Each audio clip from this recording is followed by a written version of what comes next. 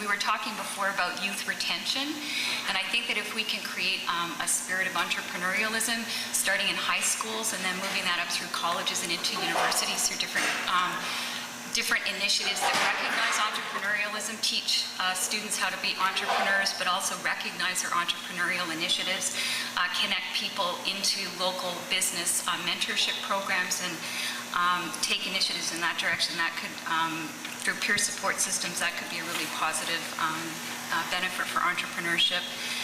And also increase the inclusiveness in terms of entrepreneurship opportunities through different funding programs. And I know that recently there has been some money made available at the provincial level for creating sort of a venture capital fund for green technologies and other high-tech initiatives. So those are things that could be accessed under this umbrella of entrepreneurialism. Okay, so maybe on that green technologies note, I mean, the second question in this, I'm going to stay on the economic development models and strategies theme because I think it's so important. Having lost much of our manufacturing processing economic base, or I would say traditional manufacturing, Hershey's in Smith Falls, Unilever in Belleville, Kraft in Cobourg, etc.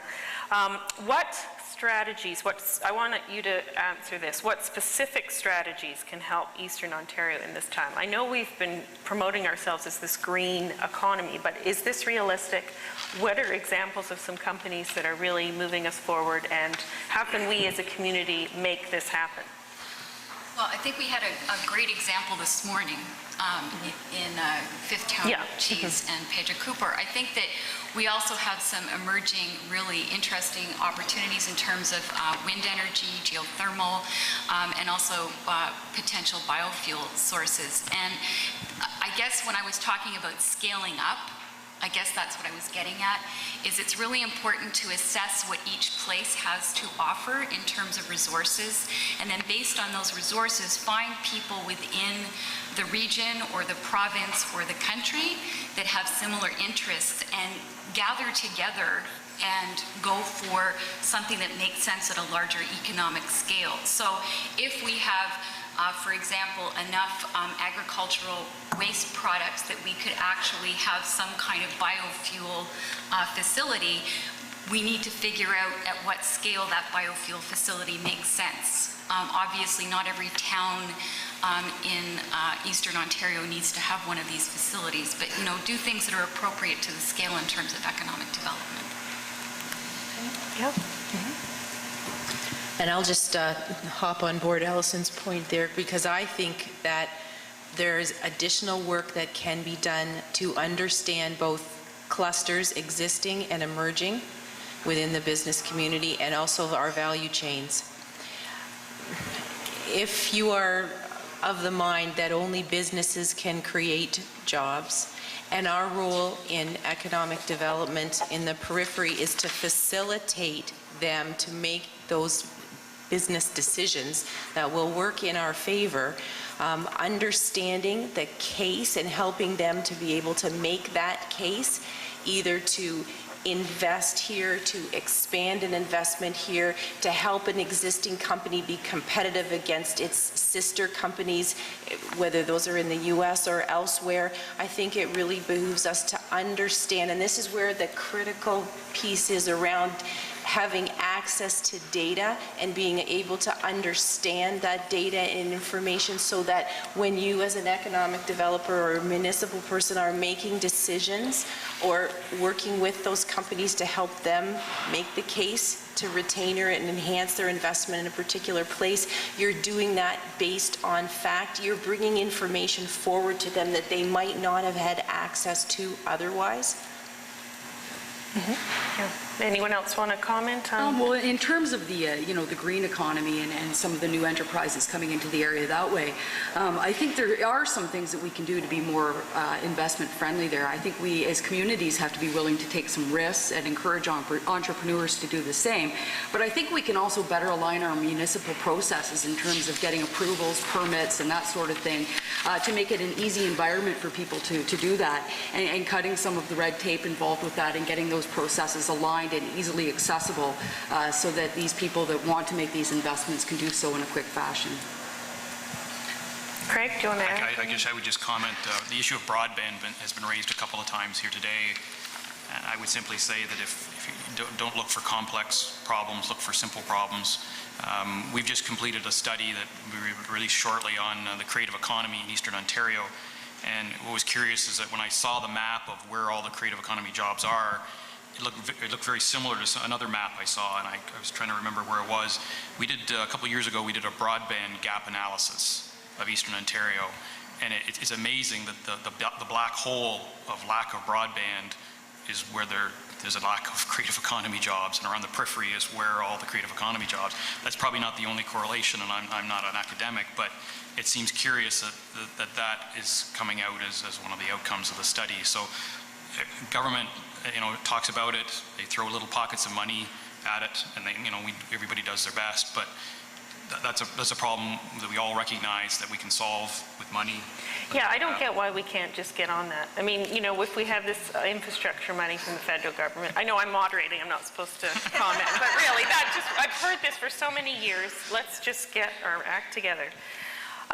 Okay, why don't we move to tourism? Sorry, yeah? Can I make one more point about the workforce development piece before we lose that? And this is something that I've heard more and more coming into discussion, is a better understanding of the role that each one of us plays in working towards workforce development. There has been, I think, a belief that a lot of these efforts were the purview either of the Ministry of Training, Colleges and Universities or the local school board.